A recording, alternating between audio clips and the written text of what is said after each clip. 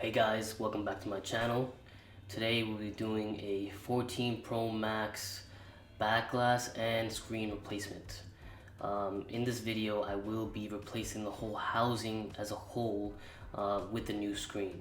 Why I'm doing that is because actually the housing on the broken phone is bent in multiple places, so a full housing replacement is needed. We are first going to start off by putting this phone on the heat mat, letting it heat up, especially with the screen. The adhesive is strong from Apple, so you definitely do want to heat up that seal and make it easier to take the screen off. I do like using isopropyl alcohol. As you can see, you want to just put it in where you're going to start taking it apart, and then let the ISO kind of drip in, and it will make it a lot easier to actually remove the screen. You're going to want to start from the bottom, taking the screen off, and then work your way through the sides up to the top.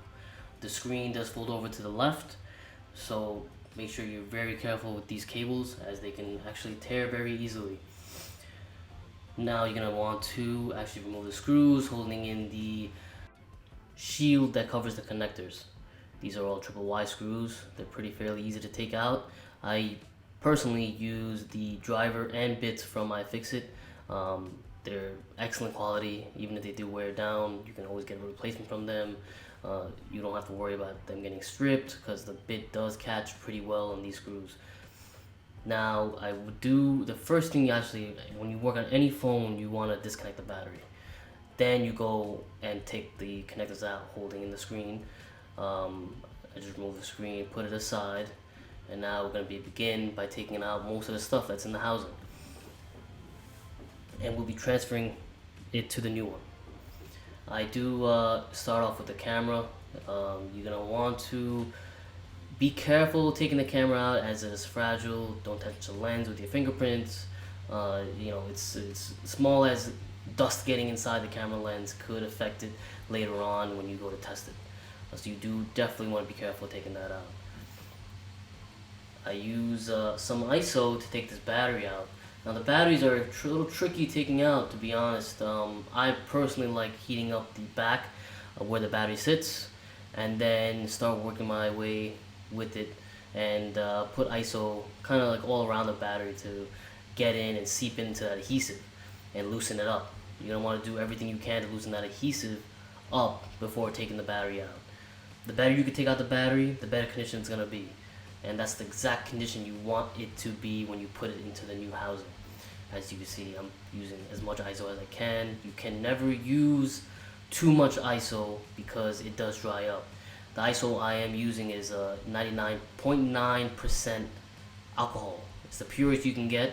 It is the purest that is available. And you're going to want to use that type of ISO in any device, in any setting. You can never harm the device using ISO. ISO is your best friend in this case. After I remove the battery, I will begin taking out the 5G antenna that's on the side.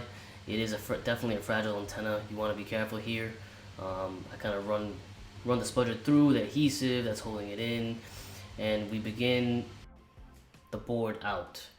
The board does have screws holding it to the frame, so you're going to want to remove those and start taking the connectors that are attached. You can remove them one by one. I personally like using a plastic spudger in this case because it will not do any damage to the connector itself. Now, as we are on top here, there is the earpiece speaker, and then right underneath that is actually the Face ID.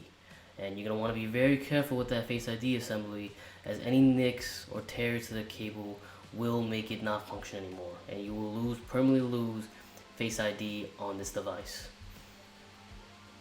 As we can set that aside, we can finally get some access to the board. There is a bit of connectors, so you're going to want to be careful and make sure you get every single connector that is attached. Then we could just finally remove that board. With the condition of this housing as it was, there was a concern for me that this board could have been damaged. It was bent in the top corner of the frame, but the board itself looks to be not bent, and hopefully when we put this into the new frame and put a new screen on it, it does fully function. Now we have the new frame. This frame that I acquired is actually a OEM pull, meaning this is a genuine frame that was in a working phone beforehand. That is what an OEM pull is. Usually it's an Apple part, it's not an aftermarket, and this one specifically is one that had all its small parts, including the whole charging port assembled, plus all the screws, brackets, which would be considered small parts. It makes it easier for the repair. You don't have to remove everything from the old frame to the new one. Just the major components, such as the battery, the board, the camera, and the Face ID, the speaker. It makes the repair a lot better, and you don't have to worry about all the small screws that are in the frame, because trust me, there is a lot of screws that are there, and if you did get a bare frame, you'd have to move all those screws over, and it's definitely not an easy task. You have to remember where they go and make sure everything is in the right place. Now this frame is actually a OEM pulled grade A that I've gotten from eBay for around $200. They typically range from between 150 and 200 depending on the condition. The highest condition being an A grade, lowest condition being a C, D grade, but expect to see cracks, dents, scratches in the housing itself for the lower grades. I wanted this phone to look brand new, so I decided to get an A grade and pay top dollar. Typically on these phones, I do replace just the back glass. I do have a store that does specialize in cell phone repairs, and in the store we do replace just the back glass. I have a laser at the store, and I use that to actually burn the back glass off these phones and replace the glass. In this one, I wanted to replace the whole housing because it was cracked and could not be replaced with just the glass piece, as it was pretty uneven. I wanted this phone to look brand new. In terms of difficulty, this repair I would give about a 7 out of 10 in terms of knowing where all the screws go and taking out the components themselves. Compared to replacing just the back glass with a laser, I would actually recommend replacing the whole housing for beginners instead of actually using a laser to remove the glass, as it can be very tricky to get the glass off, and especially if you do it wrong, you could fry the phone. At this point, I have already put the logic board back in with the loudspeaker, Face ID, and rear camera components. Previously, when I was taking the battery out of the old housing, I was using isopropyl alcohol to do that. Another great benefit from using isopropyl alcohol on anything adhesive is that it keeps it intact when you take it out. So taking this battery out not only kept the original adhesive on, I could use it without having to replace that actual adhesive on the battery.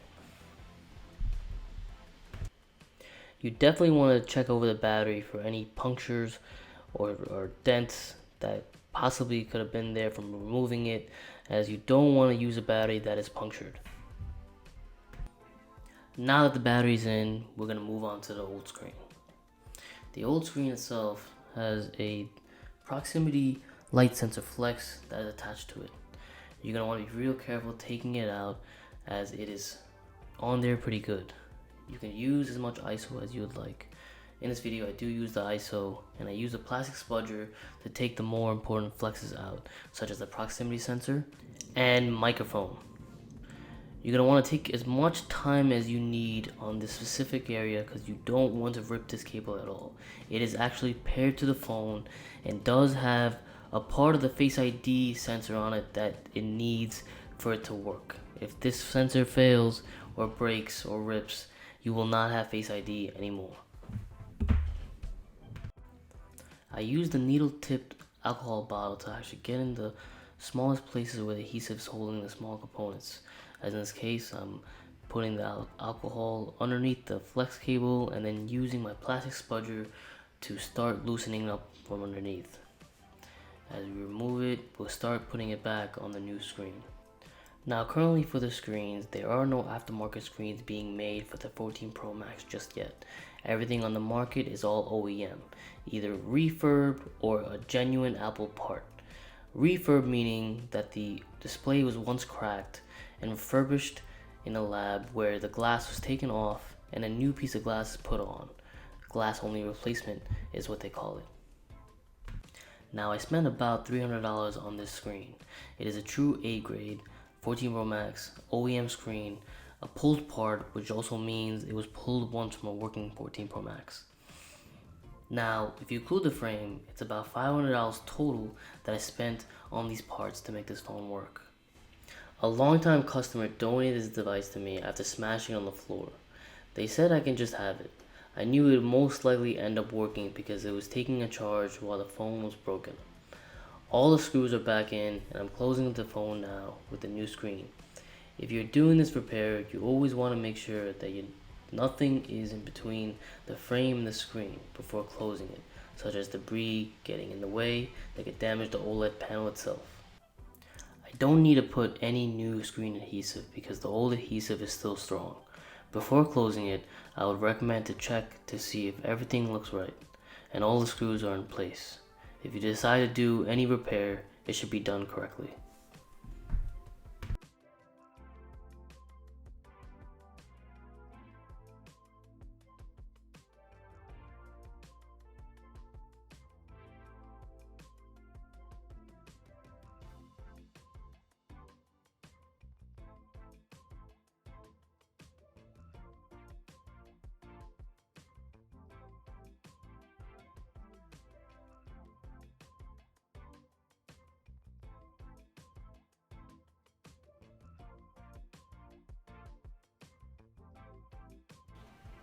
I'm powering on the phone now.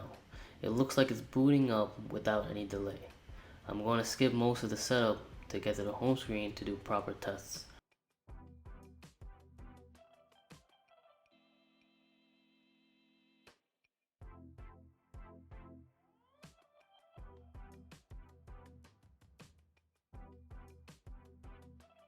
I don't see any issues so far. I'm at the home screen now. As you can see, I've gotten the important display message. You will get this message if you do not transfer the display message IC, which I did not do in this video. It requires a little bit of soldering. There is also no True Tone functionality. I'm going to test the Face ID to see if it's functional, and it looks like it's working great. It grabbed onto my face right away. The cameras are also fully functional. We're coming to an end here. That's all for this video. I hope you liked it. Make sure to like and subscribe, and there will be more videos to come.